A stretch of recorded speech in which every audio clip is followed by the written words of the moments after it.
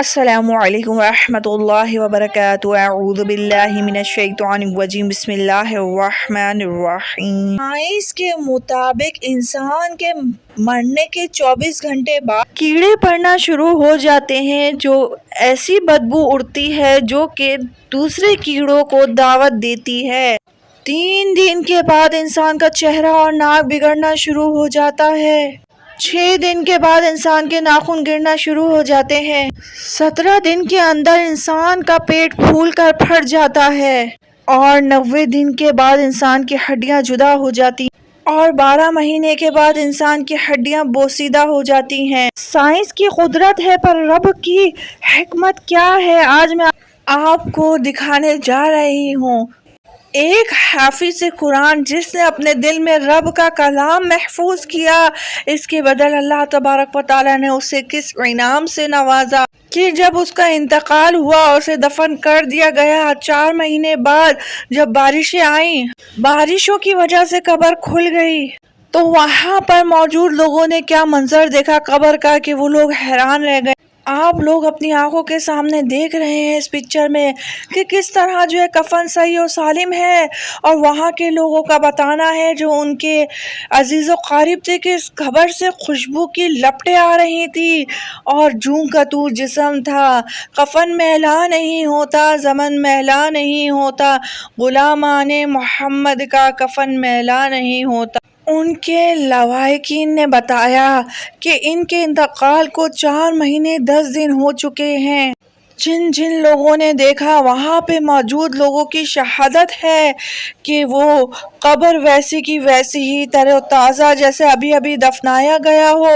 کفن سے خوشبو کی لپٹیں، قبر سے خوشبو کی لپٹیں۔ وہاں پہ موجود کئی اینکرز نے یہ بات محسوس کری کہ قبر کے اندر ایک خوشنما سی خوشبو آ رہی ہے۔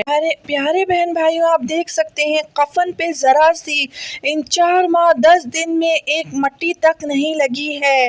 آپ محسوس کر سکتے ہیں کہ کفن کے اندر کیسی چمک اٹھ رہی ہے، جیسے ابھی ابھی کسی کو دفنایا ہو۔ اور یقیناً غلامان محمد صلی اللہ علیہ وسلم کا کفن کبھی میلا نہیں ہوتا۔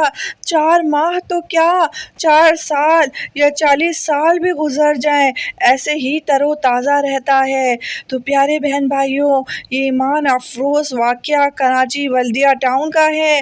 اللہ تبارک و تعالی ہمیں بھی خوب نیک اعمال، حافظ بننے کی توفیق مرحمت فرمائے۔